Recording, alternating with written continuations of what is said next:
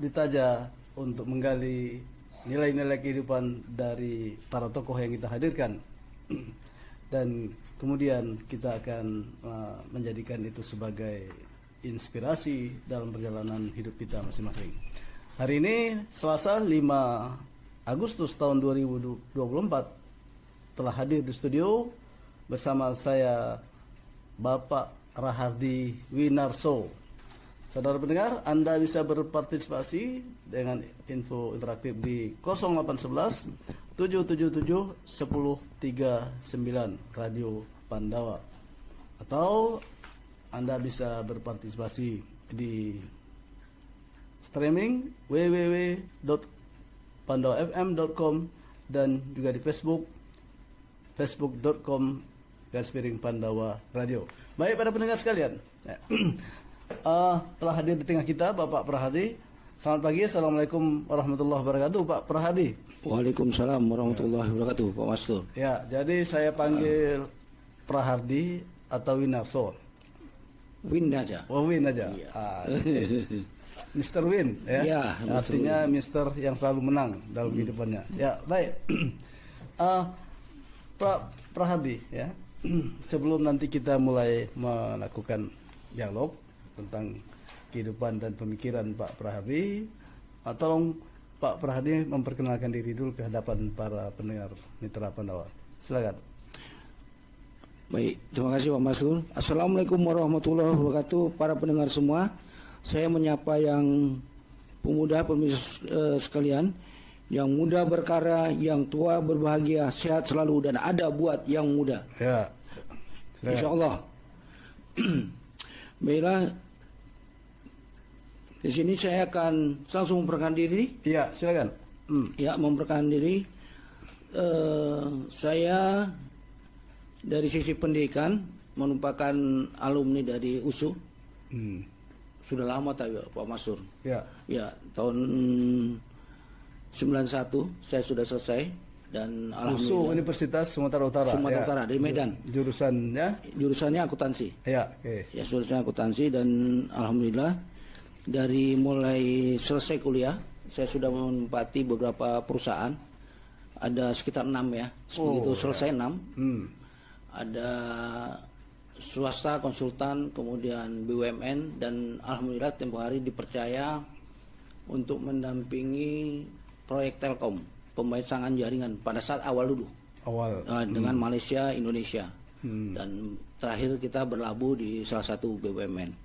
Itu pengalaman kerja yang kita sampaikan yang ada pada kami, dan alhamdulillah sehari ini sudah selesai semuanya. Oke. Ya. Terus Pak Prahardi ini asal dari mana? Kepulauan Riau atau daerah mana nih? Kalau asal kita, kalau orang tua itu dari Madiun. Kemudian saya lahir di Sumatera, tepatnya itu di Pematang Siantar, Sumatera Utara, dan menyelesaikan sampai pendidikan perguruan tinggi di sana semua, di Sumatera. Kemudian kalau untuk bekerja, saya di Provinsi Sumatera Utara, di Provinsi Riau, Kepri kita saat ini. Saya memilih tempat tinggal akhir di sini, di Kepri, dan di Aceh. Itu yang pernah saya jalani.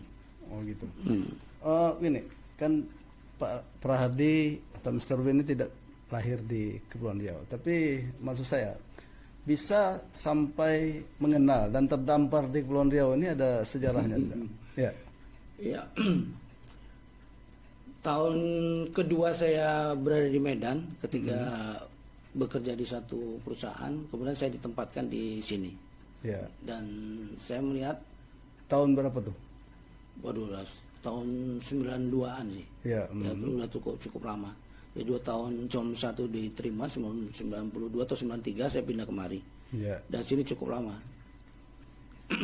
Dan alhamdulillah saya membaca karakter di sini tempatnya enak.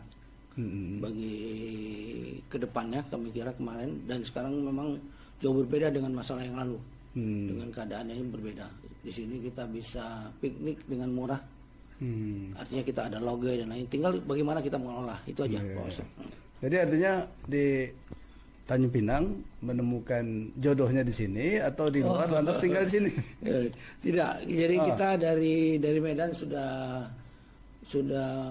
punya anak satu dan yang tiga, saya punya 4 anak, 1 perempuan itu lahirnya di Siantar, kemudian yang 3 itu asli orang Tanjung Pinang, lahir di Tanjung Pinang ini. Oh gitu. Yang putra 3 dan yang terakhir sekarang ini sedang berkuliah di Jogja mengambil jurusan hukum internasional. Oh gitu. Ya jadi USU kuliahnya di Sumatera Utara, lantas SMA, SMP, SD-nya di Madiun gitu. Oh tidak, tetap di sana. Di Orang tua saja yang dari Madiun kemudian pindah ke Sumatera. Oh di Sumatera Utara dari SD sampai perguruan tinggi. Terus saya dari SD sampai perguruan tinggi tetap berada di Sumatera Utara. Oke, baik. Sebelum kita ya saudara pendengar sekalian ya, dengan tema muda berkarya dan tua bermakna ya, sebelum kita membahas itu saya ingin tahu nih kesan kehidupan para remaja pada saat remaja Pak Rahardi ini, sebetulnya yang paling berkesan itu pada saat kapan itu? Waktu saya muda gitu. Iya, sebelum sebelum berkeluarga. Iya. Saya berkesan pada saat itu, waduh ini masa lalu ya Pak ya. Iya. Saya kebetulan di Medan itu sebagai posisi anak kos di satu tempat, kemudian kita berada di, sekarang sudah jarang saya lihat, di remaja masjid. Kemudian dari remaja masjid itu kita sepakati, kita buat pameran, endingnya apa? Mendirikan masjid, memperbaiki masjid, dan alhamdulillah selesai dan target itu tercapai. Sampai pada saat itu kita juga apa bahasanya, ngecor ya, ikut gitu. Jadi ada beberapa, memang kita di dalam hidup perlu teman yang bisa kita ajak ngobrol, kita ajak tukar pikiran, dan waktu itu saya mendapatkan ada 3 orang, 2 orang, maksudnya kita saling ngobrol memecahkan itu, dan akhirnya kita buat pameran. Kemudian pada saat pameran itu kita mempromosikan kita akan merehab masjid, dan masjid itu selesai di kalau mungkin yang dari Medan, jalan daerahnya itu jalan Setiabudi. Kalau di Medan itu, dan alhamdulillah berhasil, masjid itu berdiri dan alhamdulillah bisa survive lah gitu. Sampai sekarang. Sampai sekarang. Kemarin saya terakhir sholat ada di sana, orang-orang yang dukung kita udah meninggal. Sudah bahasa saya itu udah expired lah, sama seperti kita. Kita sudah menuju ke situ. Sudah meninggal, dan alhamdulillah masjidnya itu diteruskan dengan generasi berikutnya. Oh, pada saat itu masih SMA atau sudah kuliah? Kuliah. Sudah kuliah ya. Udah terakhir, udah ada tinggal wisuda saja. Gitu ya. Terus kesan sebelum itu kehidupan remajanya apakah memang biasa-biasa saja atau ada hal-hal yang menurut Pak Rahardi yang membekas itu ada satu perbuatan ibunda. Ibunda doa almarhum. Pada saat setiap kali sholat subuh, saya dibawa ke masjid. Jadi ada temannya satu lagi itu, waktu itu saya kan di komplek, di rumah sakit. Dia menjemput seorang dokter, dan itu dilakukan hanya sholat subuh, tidak zuhur, asar, tidak subuh. Jadi itu agak lama dibuat, sekian tahun, dan dokter itu juga ikut, mau dia. Jadi kita selalu ke masjid, waktu itu musola ya, bukan masjid besar gitu di komplek. Dan itu yang berkesan sampai saya saat ini sekarang seperti inilah. Di Medan itu ya? Di Medan. Sampai saat ini pun sekarang rajin ikut safari subuh bersama wali kota ya. Ya alhamdulillah. Masih membekas itu alhamdulillah. Iya, jadi membekas betul itu dan menjadi suatu kesan yang akhirnya membuat perjalanan hidup kita menapaki jalan itu ya. Oke. Iya, kalaupun ada liku-liku itu biasalah dalam hidup ini. Oke. Baik, Pak Rahardi. Tadi sebutkan bahwa setelah kuliah itu ada 6 perusahaan yang digeluti ya, yang diikuti ya, sampai terakhir di Pelindo ya. Ya, bisa ya ceritakan lebih detail tentang perjalanan kehidupan di karirnya nih. Ini harus mereview kembali. Ya, jadi secara garis besar.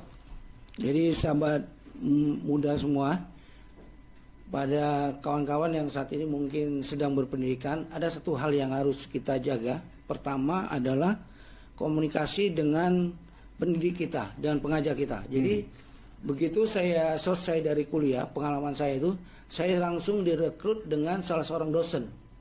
Salah seorang dosen, waktu itu kita sama-sama mendirikan konsultan, akuntan publik. Waktu itu saya diajak bergabung dengan dia dan beberapa audit itu dilakukan. Dan kemarin saya cari juga, begitu saya pensiun, saya pindah ke Medan, saya cari udah almarhum dia, udah selesai. Artinya dia yang membangkitkan bagaimana kita bisa survive seperti sekarang itu tetap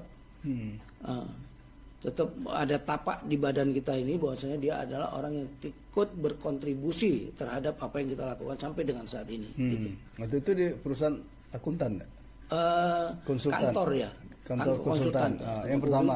Yang pertama, kemudian ada kontraktor, sama seperti di kampus itu kita ada kawan-kawan. Jadi kawan-kawan yang dapat kerja menjadi orang itu biasanya kita mempromosikan kawan kita sendiri. Kemudian setelah itu tidak lama saya sekarang sudah selesai ya.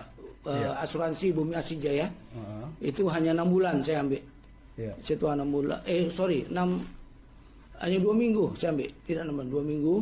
Ada sedikit perbincangan kami. Pada saat itu saya punya misi yang berbeda, sehingga saya harus mengeluarkan keluar dari posisi itu. Kemudian ada pada saat itu Telkom sedang mengembangkan usahanya, ada nama GO.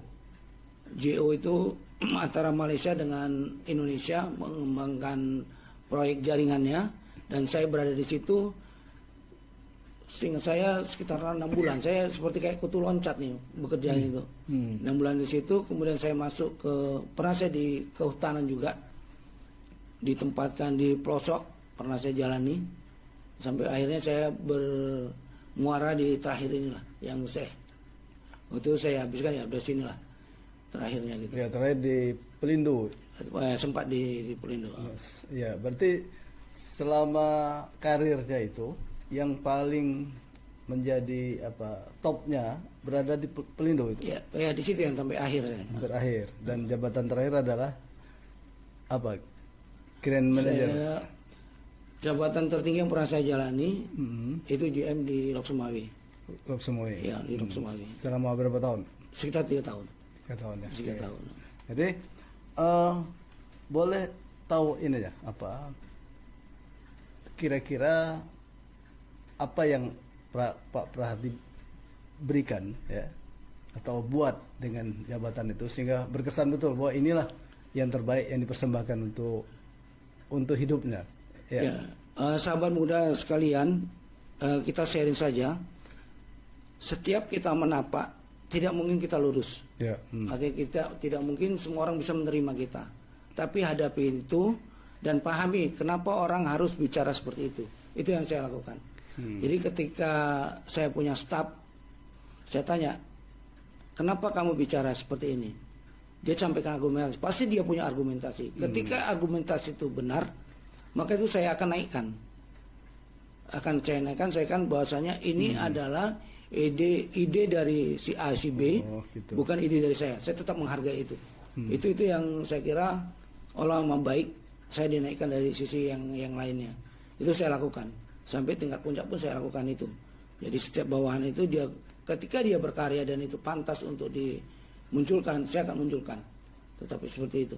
Jadi artinya sebagai seorang manajer sekaligus pemimpin itu bisa mengkader atau mengorbitkan anak buahnya sesuai dengan potensinya ya. Harus, kita tidak perlu takut dengan saingan. Kita tidak perlu tahu. Malah saingan itu sebagai motivasi bagi kita. Seandainya kita tidak bisa berbuat, kenapa dia bisa berbuat? Apa kekurangan kita, itu jadi bahan evaluasi. Nah, waktu itu kita sedang galak-galaknya bermitra dengan pemerintah, menggalakkan ekspor dari Lok Sumawe ke Malaysia. Ekspor apa tuh? Ekspor barang-barang komoditi, barang yang ada di Lok Sumawe dibawa keluar, kemudian ekspor impor posisinya. Jadi waktu itu alhamdulillah kita pada saat saya di sana berjalan, memang ada sebelumnya berjalan, kemudian terhenti, kemudian saya berjalan lagi, dan insya Allah sekarang saya kira lebih bagus lah dilakukan dengan kawan-kawan sekarang setelah Pelindo ini merger. Ya, waktu itu kan Pelindo, Pelabuhan Indonesia. Jadi yang sebagai carrier manajernya kemudian melakukan ekspor impor itu Pelindo itu sendiri. Oh bukan. Urusan pelayaran. Urusan gitu. pelayaran. Artinya kita sebagai supported fasilitas mensupport itu. Mensupport itu. Kalau gitu. di kita kan itu ada beda. Siapa yang melakukan ekspor, siapa yang melakukan itunya. Gitu. Seperti itu. Ya. Pak Pradi, ya, itu Loksmawe itu di Aceh ya. Iya. Aceh itu ya baru-baru ini pun mendapat sorotan ya, karena apa ya, eksistensinya tercabar lah karena ada pulau yang dipindahkan ke Sumatera Utara ya. Tapi saya tidak membahas itu. Artinya begini, pada saat Pak Prahardi menjadi GM di Pelindo, itu situasi kondisi Aceh itu sedang seperti apa? Ya, yang saya hadapi alhamdulillah bagus. Yang pada saat Aceh itu bagus. Dan kita bisa berkoordinasi dengan pemerintah daerah, dengan masyarakat di situ. Dan masing-masing kita menjunjung, karena kan lebih banyak dia itu kan yang muslim ya. Jadi alhamdulillah kita sungguh bisa banyak berjalan lah. Ya, Loksmawe itu sebuah kabupaten, kota di Aceh yang tahun berapa tuh Pak Prahardi? Maksud saya begini, kondisi 2015 waktu itu sudah ada kesepakatan itu ya antara pemerintah Indonesia dan Aceh untuk berdamai di Helsinki ya.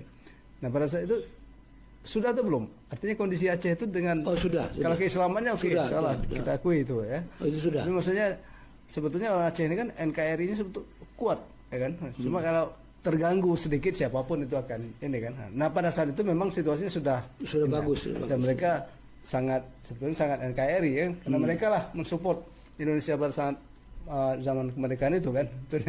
Ya. Ada apa kesan Pak Rahardi dengan Loksmawe pada saat itu? Loksmawe ini memang negeri yang kaya. Gitu ya. Saya bilang negeri yang kaya karena SDA-nya ya.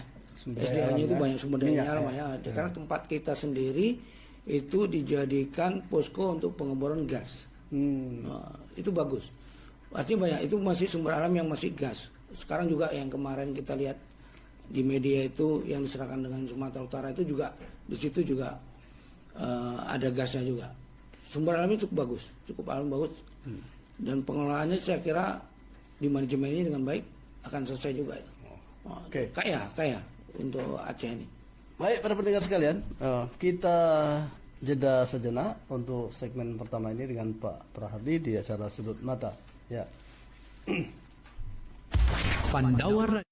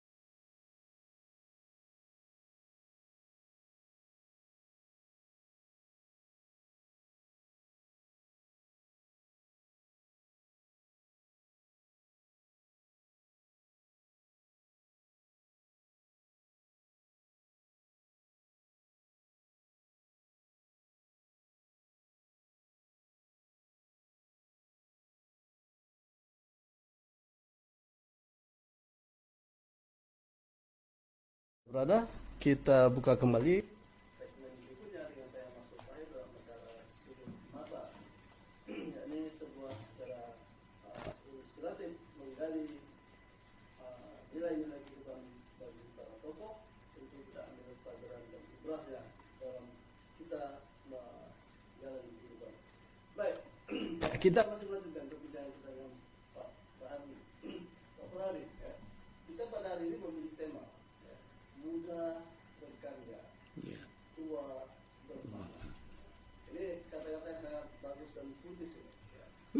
Dan setiap orang punya persepsi yang berbeda dan masing-masing itu punya keluasan tersendiri. Nah, bisa Pak Prahardi memaknai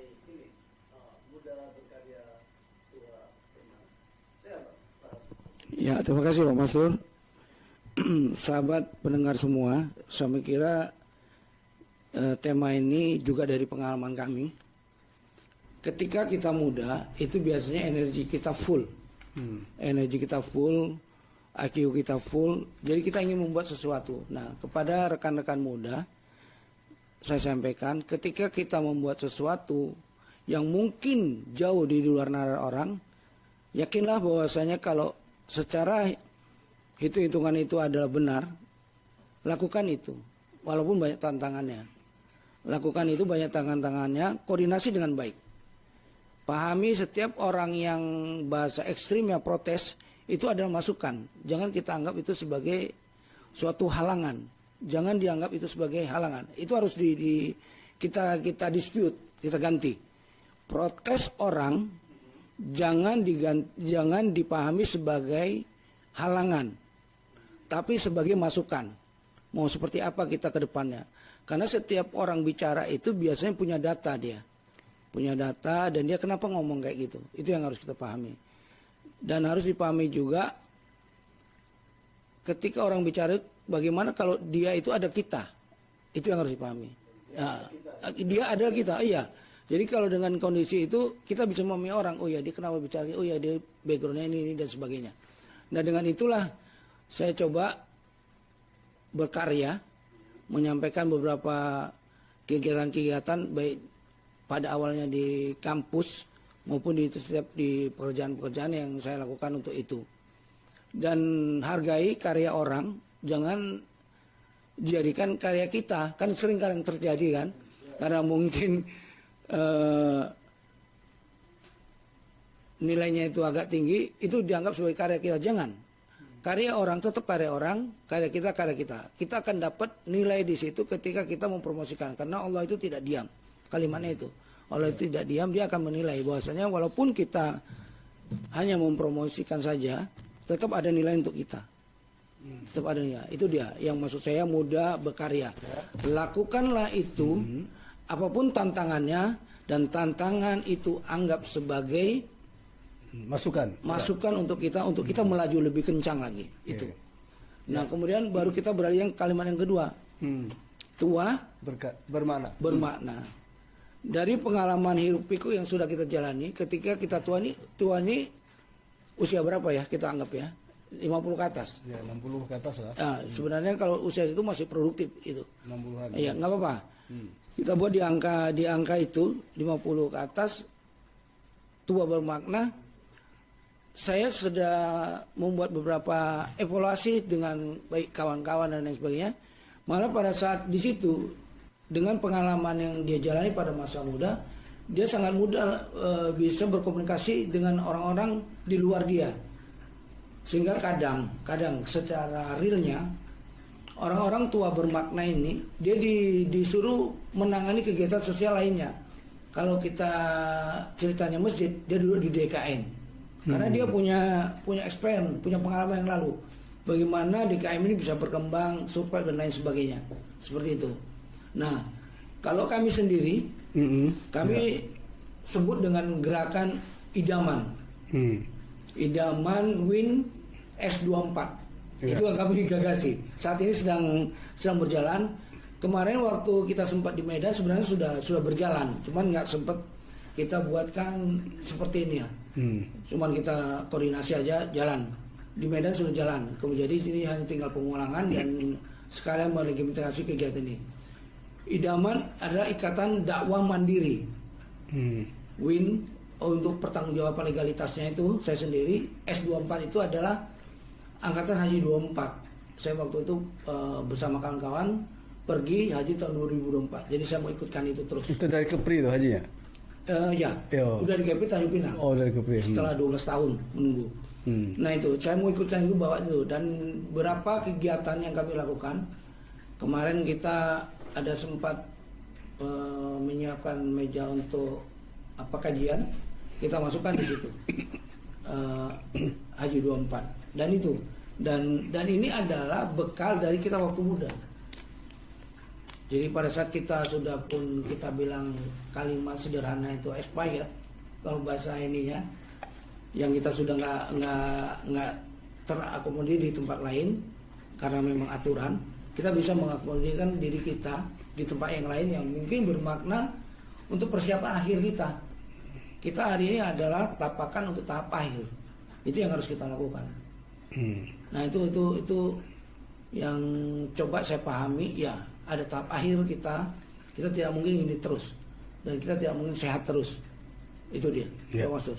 Oke, jadi itu pengalaman Pak Prahardi dan idenya untuk membuat tua itu bermakna. Bagaimana pendapat Pak Mr. Win atau Pak Prahardi ini tentang ada beberapa tokoh dunia yang justru, ya kan, dia berkaryanya di usia tua. Kita sebut saja Mahathir Muhammad, ya, pernah menjadi Perdana Menteri 2 kali, kemudian di usia tuanya pun menjadi Menteri. Kemudian pernah dulu Ayatullah Khomeini di Iran, dan kemudian juga terakhir ini Donald Trump. Nah ini ya, kalau kita lihat ternyata muda berkarya, tua pun tetap berkarya. Bagaimana pandangan Pak Prahardi? Alhamdulillah. Jadi kalau kita tinjau dari ini, kemarin saya sempat iri dengan Mahathir. Saya lihat itu umurnya 100 tahun. Siapa? Mahathir Muhammad ya. Umurnya 100 tahun dia sekarang. Sekarang 100 ya. Kemarin 94 waktu jadi Perdana Menteri. Saya lihat di Google itu. Sekarang 100 sudah. Ya. Sempat saya iri, saya komunikasi dengan kawan yang di Malaysia. Cuman bisa dia memang backgroundnya dokter. Iya, dokter ya, kan. Backgroundnya dokter.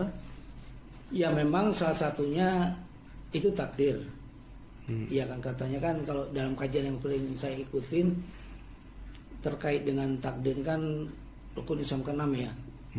Ya tentang takdir baik dan buruk itu memang sudah ditakdirkan Allah dan masalah usianya juga sudah dari awal sudah ditetapkan.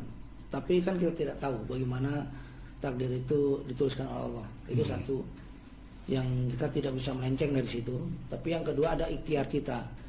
Mungkin Mahathir ini ikhtiar, dan terhadap orang-orang yang berkarya di usia senja kita bilang ini, memang pasti ada background ketika dia muda itu pasti seperti apa. Itu yang harus kita pelajari.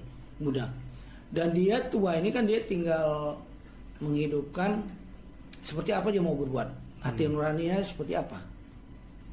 Itu yang harus membimbing dia. Dia akan kemana akhirnya, itu yang harus membimbing dia. Kita bisa lihat Donald Trump, kemudian bisa lihat Mahathir seperti apa. Kita lihat, nah dia kemana arahnya, itu yang kita perhatikan. Nah bagi kita mungkin izin para pendengar semua sebagai orang Muslim, kalau saya memaknain kehidupan ini, ya setelah saya bilang yang itu, ada kehidupan lain setelah kehidupan ini. Itu maksudnya. Ada kehidupan lain. Ya, kita berjuang di posisi kehidupan lain setelah kehidupan ini. Dan itu pasti, dan itu berkekalan. Itu yang harus menjadi dispute di otak kita, sehingga kita sedikitnya, kalaupun kita ke kiri, bisa balik ke kanan. Itu yang harus kita pahami. Iya, artinya dari hal-hal yang tidak benar menjadi benar kan, maksudnya kiri kanan itu. Ya. Itu tidak mungkin kita bisa 100% itu enggak. Saya meyakini tidak ya. Karena Allah sendiri menciptakan surga dan neraka. Maaf ini lari ke sana sedikit. Cuma harus kita pahami situ. Karena memang kita ini memang diciptakan untuk makhluk kehidupan yang terakhir, itu yang harus kita perjuangkan. Ya, setelah hirup pikuk yang tadi berkarya dan semua itu insya Allah bernilai ibadah, dan akhir juga kita harus ribut juga yang kita bilang bermakna itu adalah ayo buat itu. Kalaupun kita melakukan kegiatan yang sifatnya seperti inovasi dan lainnya, niatkan itu ada untuk generasi muda, untuk berikutnya. Kita sudah menikmati di masa muda kita, jadi itu agak dikurangi, maksudnya berhitung profit agak dikurangi. Terus berhitung apa sih keuntungan yang kita dapat secara rupiah dan lain-lain, itu agak dikurangi, tapi kita akan disebut mengarah kepada nilai-nilai. Nah itu yang lebih tinggi, dan di sini memang fenomena sekarang kan kedai kopi ya. Nah, kami berharap di kedai kopi juga adalah seperti apa yang harus kita jalani ketika orang duduk di situ dan lain sebagainya gitu, nilai tambahnya gitu. Oke, jadi artinya pada umumnya ya manusia itu muda berkarya dan tua bermakna. Tapi ada orang-orang tertentu yang justru muda berkarya, tua berkarya, dan di karya itulah dia mempunyai maknanya. Seperti contoh tadi ya, Pak Mahathir, bahkan Anwar Ibrahim sekarang muda, tua baru bisa menjadi Perdana Menteri, dan Donald Trump, dan sebetulnya di Kepri juga ada Bapak almarhum Muhammad Sani jadi gubernur kan, maka meninggal pada saat beliau masih menjabat jadi gubernur.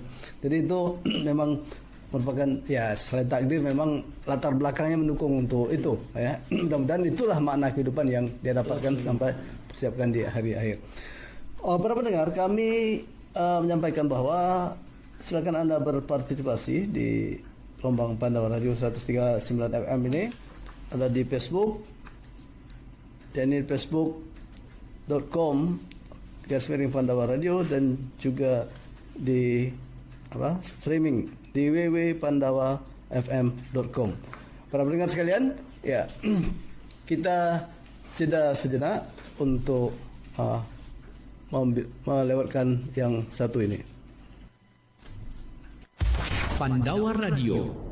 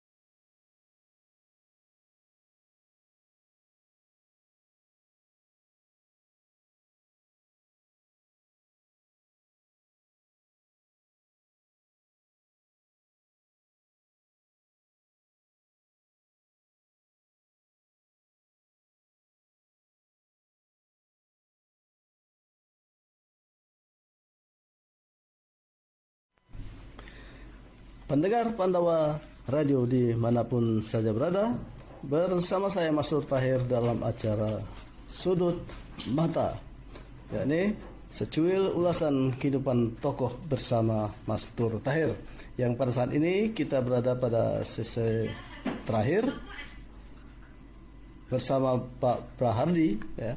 Kami sampaikan pula bahwa Anda bisa berpartisipasi Pandawa Radio 103,9 FM, radionya Pandawa, atau secara online di www.pandawafm.com.